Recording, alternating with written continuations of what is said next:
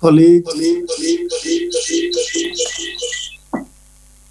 we are having a bit of trouble here connecting by video.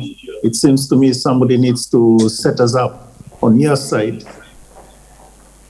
Very good. We are working on that, Dr. Njoroge, but we can hear you very well. But you want to see me?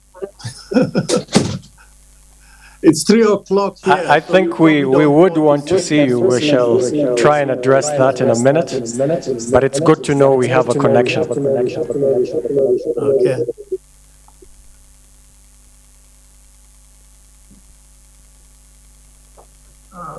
Okay, so we are trying to start the video, and for whatever reason, it's not coming through.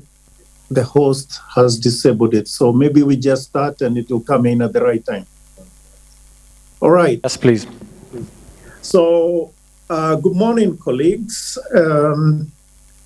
Honorable Chief Justice and President of the Supreme Court of Kenya, Honorable Chief Registrar of the Judiciary, who gave an excellent presentation.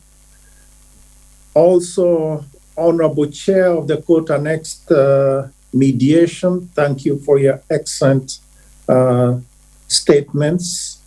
And all honorable judges present, Vice Chancellor of the Strathmore University, Deputy Governor of Central Bank of Kenya, Chairman, Kenya Bankers Association. I want to recognize in a very special way our very own Judge Atieno, who is with us from the U.S. Federal Court of Appeals, and also recognize Honorable Nijo Mutuma, Justice of the Supreme Court of Zambia, who is here and will be making a presentation later in the day. It's indeed my pleasure to join you this morning from Washington, D.C., where I am attending the IMF World Bank spring meetings. It is a timely event where the banking sector is being called upon to embrace mediation in the resolution of their disputes. This summit is important because the global trends of dispute resolution, especially in the finance industry, are shifting from adversarial and taking on a consultative and reconciliatory nature. But this shift does not come automatically, as we know. I'm reminded that if you have a hammer, everything you see looks like a nail. For lawyers, every case must be won. For bankers, every pending case will bring them an additional dollar or lose an additional shilling, etc. As for economists, they'll just observe and then assume everything is fine. Now, as was mentioned by John Gashora and also the VC, Professor Ogutu, from time immemorial, most, if not all, our communities in Kenya and all over Africa embraced mediation in different forms as their primary form of conflict management. Mediation was used to resolve disputes, including domestic disputes, land issues, neighborly conflicts, etc. It is against this background that for the longest time, mediation has been perceived as an informal mode of dispute settlement and has not been fully embraced in the commercial field. Arbitration as an alternative dispute resolution, ADR mechanism, seems to have gained traction, and I really understood the comments that were made by our CRJ, and indeed also the Justice Fred Ochieng a moment ago about Kenya's journey in this space. In an arbitration, the arbitrator looks into the legal rights and wrongs of a dispute and makes a binding decision on the parties whether they agree with it or not.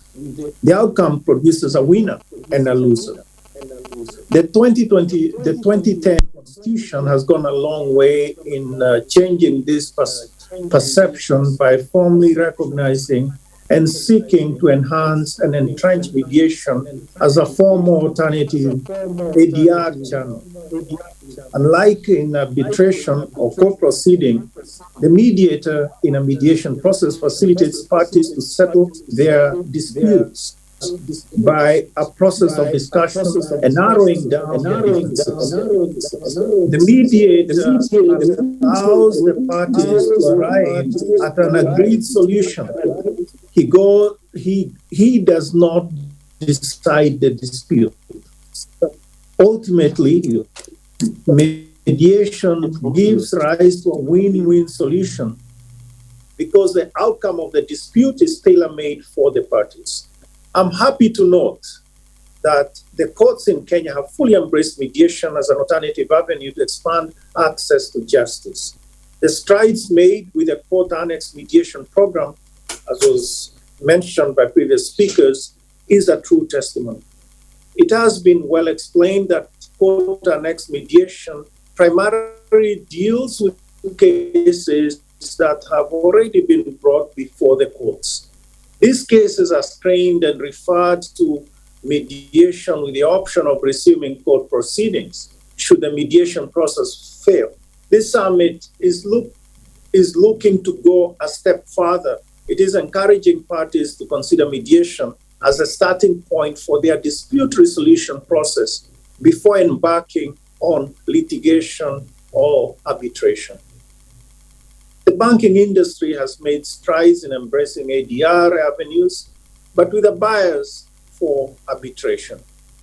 However, mediation has yet to gain traction. One can understand the slow uptake of mediation in the banking sector due to a number of factors. First, mistrust and dissatisfaction among customers in their dealings with banks has been on the rise. And I particularly appreciated the CRB 101 lesson that Fred Ochieng imparted on us. Maybe now we are ready to get that legal degree. This is evidenced by the growing number of complaints that the central bank receives from customers. Second, failure to embrace mediation as a first point of call may also be due to a lack of awareness, especially by customers, of the distinction between formal litigation and mediation. Third, there's also a mistaken perception by the parties of their losing legitimate legal rights when their disputes involve the recovery of loans and securitization. So as a regulator of the banking industry, the Central Bank of Kenya is acutely aware of the negative implications that prolonged litigation has on the economy. Delay in conclusion of commercial disputes impacts negatively on the ease of doing business in Kenya and impedes the circulation of funds within the economy. And this was very well explained by previous speakers. This is more so where commercial transactions are halted through injunctions for prolonged periods of time, or where funds are held with the judicial system as security for costs. It is for this reason that the push for mediation in banking disputes could not have come at a better time. One of the four pillars of the banking sector charter, as John Gashora mentioned, is the adoption of banks of customer-centric business models and the entrenchment of an ethical culture in banking. The adoption of mediation in the banking sector resonates with this pillar of the charter because it offers benefits such as the following. First, mediation is cost-effective and can be completed within a short time frame. This is unlike court proceeding as an arbitration process where parties may take months, if not years, to have their matters heard and concluded at great expense, both in terms of time and money. Second, the third-party mediator assists the parties arrive at their own solution, which creates trust and preserves commercial relationships. Third, the process is informal, which allows especially individual customers to participate in the proceedings and amply ventilate their issues. So from a financial perspective, mediation to a certain extent enhances market efficiency by significantly reducing the amount of resources required in a judicial dispute resolution. Even where parties do not reach an agreement at the mediation table, they still have the option of pursuing other formal dispute resolution channels. And even then, the process will have served to significantly reduce the scope of the dispute by clarifying and streamlining the contentious issues. The business of banking is largely premised on good reputation and solid customer-banker relationships. Mediation, by its nature, ensures that parties avoid the confrontational aspects of litigation and arbitration, which maintains or rebuilds mutual trust with the possibility of a brighter future commercial relationship between the parties.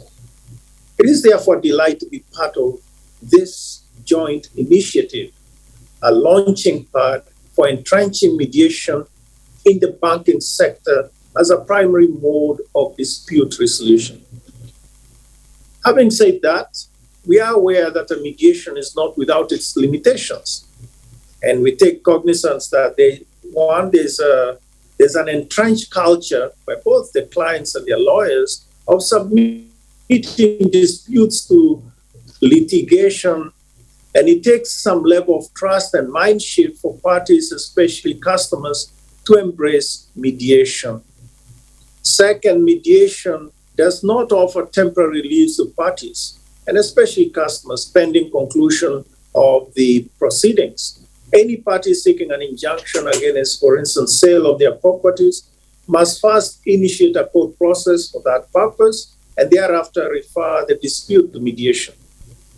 Agreements arising from the mediation process have to be filed in court to be legally binding, and in the event a party renegates, enforcement of the agreement is also through the courts. These challenges are, however, not insurmountable. The success of the banking sector and the finance industry as a whole hinges on investor and consumer confidence in the market and anchored by the policy and regulatory environment. A policy and regulatory framework is as good as the implementation mechanism, which is why we are here today. As a regulator, we urge Kenya Bankers Association to actualize this initiative by formulating proposals for the initiation and implementation of mediation in the banking sector for disputes between bank counterparties, as well as disputes between banks and their customers. I'm about to finish. This summit is a first of the many initiatives towards making mediation a reality in the banking sector. The judiciary is, in collaboration with Kenya Bankers Association, has led the way, and as in the words of a proverb, the journey of 1,000 miles begins with one step. And in the words of yet another proverb, if you want to go far, go together. You are assured of the full support and collaboration of central banks, of the Central Bank of Kenya in this journey and making this noble cause a reality. Now is the time, and the time is now, according to our sister, Judge Atieno.